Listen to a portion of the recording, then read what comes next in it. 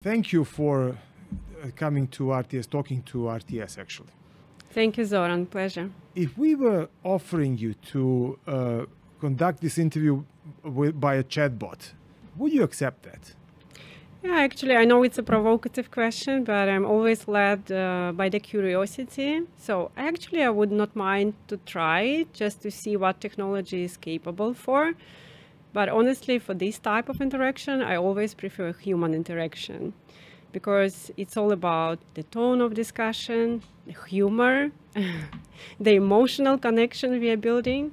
And also, I think the chatbot cannot create a trust between people, and definitely it cannot take accountability to follow up on the discussion. But it can fake emotions, so it can sound emotionally.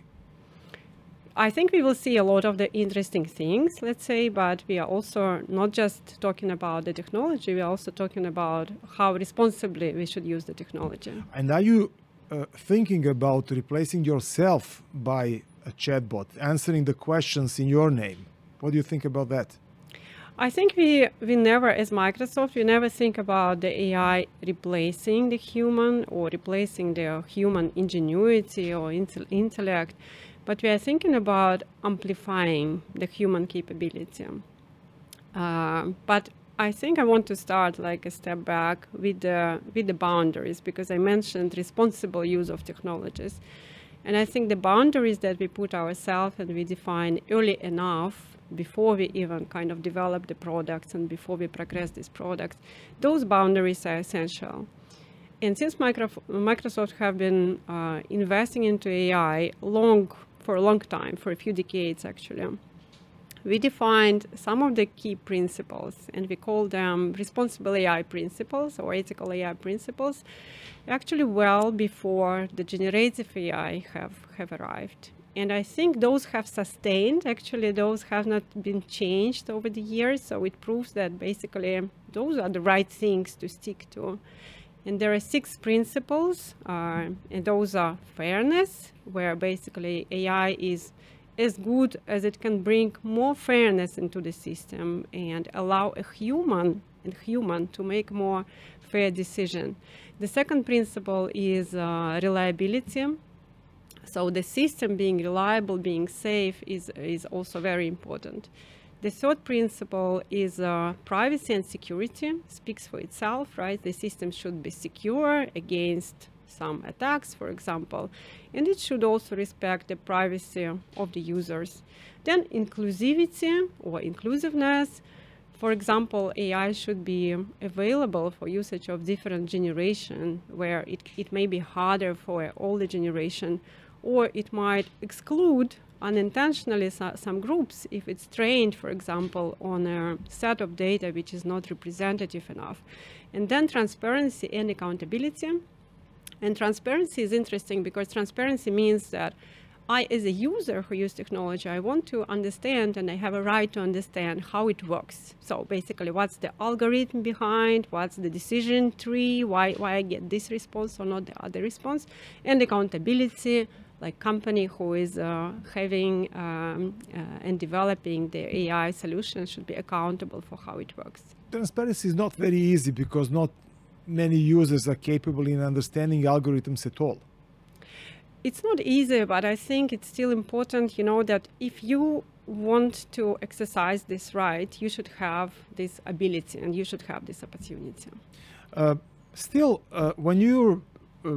When you discover that you can create an AI agent that can replace a human doing a particular job, would you go for it no matter what, or would you set aside and talk a little bit about necessity for that? I mean, if there is a possibility, would you use it?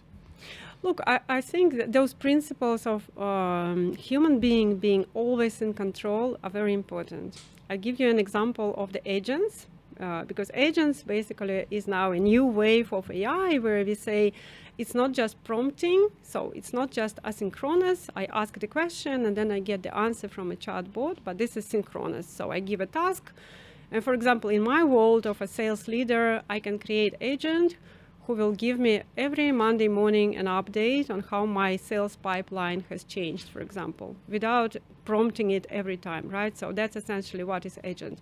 But it's me who is using it, it's me who is interpreting it, it's me who is taking decision.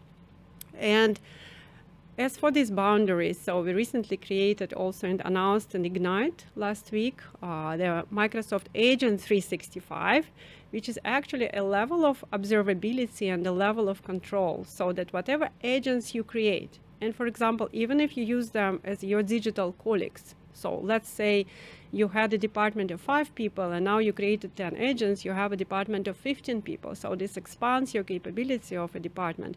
But you want always to have observability and a management layer, which exactly this Agent 365 provides. But if those 5 agents can replace, let's say, 5 people, so you can have 5 people and 5 agents, would you go for it? I mean, what is the when you're thinking about development? I'm not not asking you now as a manager. I'm asking you as somebody who is creating agents. Would you say if we can create an agent, we should create an agent? It doesn't matter if it is replacing a human job. No, actually what we think is that you can do certain things like yourself. Let's imagine the profession of a journalist, right? You can use AI to help prepare for the interview, for example. You can use AI to transcribe the interview. You can even use AI to help you shape the text before publishing it, right? And it doesn't mean it's replacing you. It means that you are getting more capable in using that. Of course, like talking about the business, there might be different scenarios. For example, like I'm talking on a daily basis with the companies who struggle not having enough capacity of the software engineers to have like a higher pipeline and higher velocity of the projects, right? So well, it means hire more engineers. But that's exactly the point. Instead of hiring more engineers, I can really kind of upgrade my engineers by using the agents and using AI so that I increase their capacity by 150%. So that's why it's not only about like firing or replacing, it's about like increasing the capacity and increasing intelligence of the resource that you have. And you don't think that some managers might say, okay, I'm not going to increase, I like the capacity, I want to simply I want to make more profit, so I'm going to cut some jobs. That's also a possibility. Instead of increasing capacity, decreasing the number of people working on those, because AI agents are much cheaper than human force, or at least they should be. I think actually the question is wider. The question is not only about like finding an efficiency. The whole AI transformation is about how you take your business from a point A to point B, where AI is not necessarily only bringing an efficiency, because I kind of sense that the world currently is too focused on the efficiency. But if you look into how AI is going to bring this huge 22 trillion of economic growth, it's actually bringing it in 4 pillars. Again, if I'm only talking like businesses, the corporate world, right? Only 2 out of the 4 pillars are about efficiency. So 1 pillar is how are we making employees more efficient. So it's already a known fact that I can save some hours of my work just using Copilot, right? Number 2 is how I am reimagining or automating the processes, right? Also about efficiency, you can say. Although in this second one, you can already go into some customer touching processes. Number 3 actually is how I am reimagining my interaction with the customer.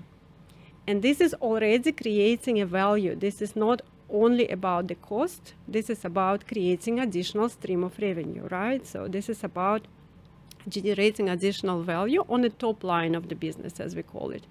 And number 4, I think, is the most interesting and most inspiring is innovation. So how much more you can do with AI in terms of accelerating the innovation cycle, in terms of accelerating every iteration, for example. If we look into some of the examples of the pharmaceutical companies and the research companies, you could see that those of them who are using AI were able to reduce their cycle of discovering the drug candidate into the days. And imagine, like, versus the years into the days. That's not only the huge benefit towards them as a business, but I think it's a huge benefit towards the humanity. Like, imagine we have a new drugs discovered for treating the cancer or early diagnosis of some diseases.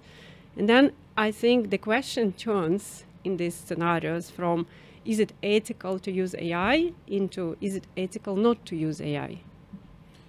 Understand, but still many people would be wondering what, especially young people, they would like to know, okay, what professions should I grow in? Because definitely some professions are going to be eradicated by AI.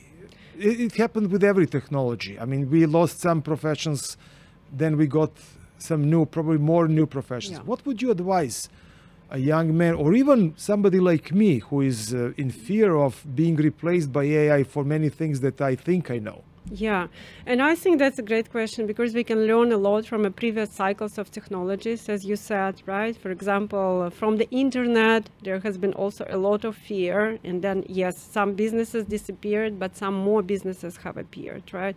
If you look into the Europe, we have Spotify, we have Zalando, we have Booking.coms. And currently, if you look into the AI cycle, we see startups growing 5 times faster versus like before AI. But to your point, many skills will be transformed. Some of the skills will disappear, but even more skills will be actually augmented with AI. And I want to take, for example, I want to take example which is very close to my heart as a Microsoftie, and that's example of software engineer.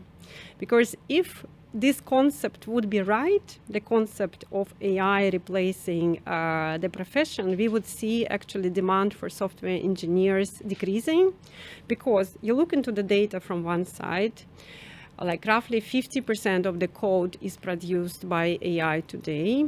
And if you look into the GitHub repository, 90% of the GitHub repository as of today is created by GitHub Copilot. Do we see a decrease in the demand for software engineers? No. Do we see a transformation of a software engineer or software architect as a job? Definitely yes, because you need to learn the prompt engineering. You need still to be able as a person, and coming back to this kind of staying in control and who decides, being able to critically review the code, being able to decide what kind of tests I need to do as a software engineer before I roll it out in the production, and so on, right? And to be very practical, like I'm not talking about abstract things. I think it's very symbolic, by the way, that we are sitting in the Serbian Development Center of Microsoft. As of today, it's 800 people. And guess what? In the last 18 months, we hired 230 people. So we are growing, and there is an ongoing demand, but the skill has to transform. But where do you educate people that you are mentioning capable in using all these capacities of AI agents? Yeah. Look, aside from what we do internally, of course, we also care about how we are supporting the society, because you're absolutely right. People need to be taken on this journey. It's easy said, it's very hard to do, to reskill. And then the new reality is that you have to continue reskill and upskill whole your life. And that's a very different concept versus like when I was graduating from university thinking that, okay, like I'm done, right? It's not like this. And we have like this structure of combination of the global efforts that we are doing and the local efforts. And I will be very specific in what I mean. Globally, we have the programs which are widely available, and many of them are free of charge. And those programs are Microsoft Learn platform, LinkedIn skilling courses, AI Navigator, also in the LinkedIn. So those are the 3 key free of charge programs of Microsoft. And then, of course, we always have a local programs available on the local markets, and especially here in Serbia, We've been partnering with the pitanje for the coding courses in the schools. We've been for 18 years now, I think, supporting the Bubble Cup, which is a competition, and a lot of other things, including making sure that the underrepresented audiences of the society are also included, like women in AI, women in security, girls hackathons, all these type of programs, I think, also are very relevant for Serbia. But do you envy today's students because of those tools that they have? Would you like to have them? I think it's a very complex question, but very simple also, because if I remember myself in university, like after the university, I was finishing, it's like 3 o'clock, 4 o'clock p.m. In St. Petersburg, you go out, it's already dark. So I was not going home. I actually was going to the library because I had to prepare a thesis. And since I was studying in the finance, I had to find some statistical materials, some data. So basically I was sitting with a lot of books, and just trying to find the relevant data and trying to write them down. And then, to be able at the end of the month, maybe to submit my thesis. Now you can do it like with a few with a few prompts. Would you enjoy that? Data. So would you replace your experience with the books and everything in the dark winter night in St. Petersburg with ChatGPT that can do that probably in a couple of seconds? Look, I would definitely benefit of having more free time, that's for sure, because I think at some point I almost had then you will only get more thesis burnout. to do. Had almost a burnout at that point, but I think what is very essential is to keep the ability of critical thinking, because what we cannot do, and what I do not envy actually the students, that it's too easy to take whatever the outcome is and think that that's okay, because that's not necessarily okay. You should have a critical reasoning over the results. Yeah, but you had the internet. I mean, that your parents didn't have when they were. So they would say, well, it was too easy for you. Yeah. No, but it's like with every technology, right? You have the benefits of it, you have the downsides of it. And like to my earlier example, we just need to make sure that the downsides of it are managed with the principles of responsible AI, for example. And the benefits are used to the maximum. And for me, the maximum is not just stopping at the level of efficiency or level of productivity. It should go, to creating additional customer value, to go to the innovation. And we have examples in Serbia, in multiple domains of this value, like starting with Stada, one of my Hemofarm, one of my favorite customers here. They're using it for productivity as Microsoft Copilot 365, but not only for productivity, also for business processes, because they use Copilot to store and organize the product documentation. Or example in the government, where Office of IT and Security using Security Copilot to protect versus the cyber threats. Because if you think about this side of AI, that it can help you also be protected, I mean, it's a great value, because the cybersecurity grows incredibly high. Still, it is in a very early stage, the whole AI thing. Do you think that the hype is greater than the gain at the moment, presently? Again, I like to be grounded in data, because I'm a very data-driven person. First, I think we should not discount the fact that in the 3 years, so from the moment AI has, like generative AI has started, right? In 3 years, we've got more progress versus the decades before. And currently, AI is the most fast developing and most fast adopted technology. So according to IDC, it's 1.2 billion users as of today already. So that's a fact. Yeah, that's just a fact. Then on another side, generative AI is, as we call it, a general purpose technology. I can make analogy with the general purpose technology as electricity. Like in general purpose technology has proven to be a huge accelerator of the economic growth. But the problem with that in order to bring economic growth, it has to be widely adopted. It has to be diffused, like we call it diffusion. And if you look into the AI diffusion, it's very unequal, right? So, for example, Serbia is mid of the pack, so 19.7%, not so bad, but a way to go. And there are northern countries, like Northern Europe, for example, they are above 40%. So from one side, you can see this kind of divide, but you also see that you can extract the value, right? Because there are countries who are extracting more values. Is this division going to be even greater? I mean, with AI, with countries that can finance the development of AI, and the countries that are not capable to put that much money in it, are we going to get a greater division in richness and poverty than we have today? I think it's a good question to ask for ourselves, because to large extent, it is in the hands of each country. And we have great examples where the countries who were not in the forefront of IT, for example, or did not even have much of computing capacity, like United Emirates, they are like actually number one as of today. But they have on money the AI to invest. diffusion. Yes, but many countries have money to invest, but they do not have intention. And we have also this example, But right? Would you expect, for example, African countries to grow in AI if they have basic problems, so then they cannot invest in basic things? So they're going to get even in a worse position than in a worse position than now, and we have a great division now between rich and poor.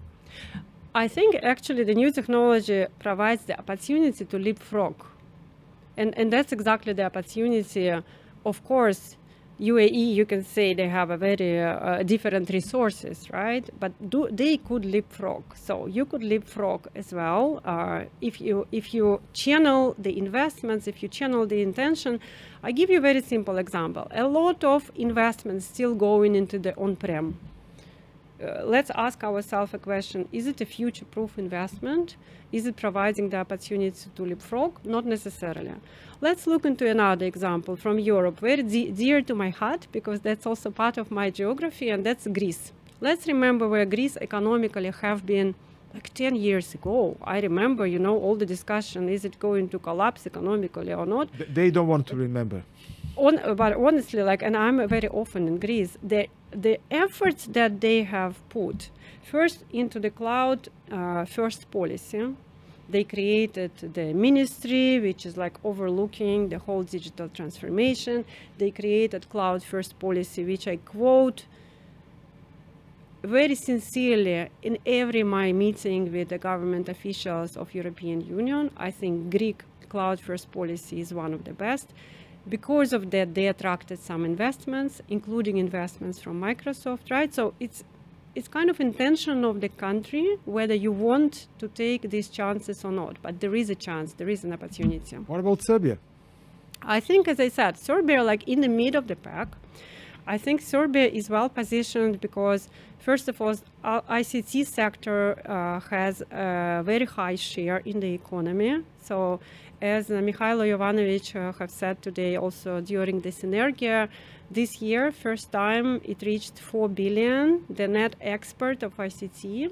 And the export of ICT became the huge, biggest, let's say, contributor to the economy, right? It's a good starting point. Secondly, the geopolitical location, between the West, between the East, connectedness to the countries, I think is another one. Number 3 is a talent. And by the way, that's the reason why we have here development center. And by the way, we don't have many of other development centers in the Eastern Europe. And in my territory of Southeastern Europe, that's the only one. So you have ingredients, but you have to have intention. I think we have some very good projects. We have good attempts, but more effort needed to remove the blockers. Just make sure, the policy is there. There is a modern cloud and data infrastructure. Data are in the cloud. And of course, the skilling efforts. One business question. because you're more on the business side. Are you in fear in Microsoft? Is Microsoft in fear of bursting of AI bubble? That's something that a lot of people are talking about now, because there's huge amounts of money invested in AI with great expectations. Somebody is saying that it is quite similar to what was happening to internet in 2000. Look, first of all, I think none of us, of course, have a crystal ball, and we will see. But again, I think what we see as a reality is that average ROI on the AI investment is largely positive. So actually for $1 invested, it's $3.7 of the return on investment. That's a fact, that's economical fact, not by Microsoft, but by internal study. I think it was IDC. So that's one. Second one, if you look into different companies, and actually as of today, almost 70%, 68% of companies using AI, the reality is that their ROI is very different. So it's kind of this situation where average temperature doesn't give you really an insight, right? Because average is high, but there are fast adopters who have 3 times higher ROI versus the slow adopters. So it means that slow adopters would sometimes lose money, right? The good thing is that we do have insight today what would it take actually to be the fast adopter, and we call them frontier firms, so frontier companies. We strive to be frontier ourselves. It's hard because we come with the legacy of so many years of existence. So, and a couple of distinctive features, let's say, of those frontier firms, why they are getting 3 times higher ROI, are recently published also by Microsoft. One of them is adoption of AI across, in average, 7 scenarios. And these 7 scenarios goes beyond just the productivity, what we discussed with you, right? At least they should touch into the core business processes or customer-facing operations and processes. Okay, on the positive side, may I ask you what project really excites you? It doesn't have to be necessarily AI, but it can be. I mean, what is... Yeah. I mean, you're quite aware of what Microsoft does and what everybody does. So what is really exciting you? Yeah, I think I don't want to go too far. I love our Copilot because honestly now I start the day with Copilot, I finish the day with Copilot. I was using it to prepare to the interview because I have a lot of insights. Sometimes I don't remember some data, so I prompt it. And amazing is not just the Copilot as everyone can use. Amazing how it actually progressed.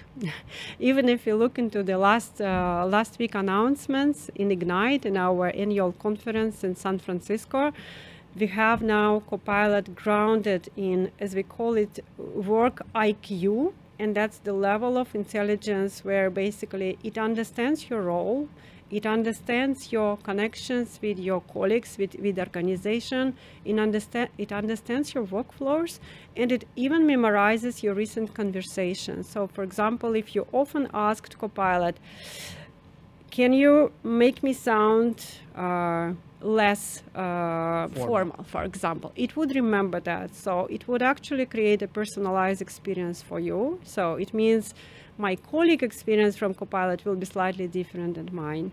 So that's one change. Another change which is coming, we have actually added our security Copilot directly into the Microsoft 365 Copilot, because as I said, we see a growing, like an ever-growing tendency for the cybersecurity threats. And security Copilot actually benefits from a trillions of threat signals that Microsoft on a daily basis processes. So it basically creates a more protected environment for you. And then number 3, you are getting more freedom, whether it's Copilot or any other AI product, you are getting freedom with the models. Now in Copilot, you can, for example, switch from OpenAI. In OpenAI, of course, you can say, I want to use GPT-5 or I want to use a previous model just within the Copilot.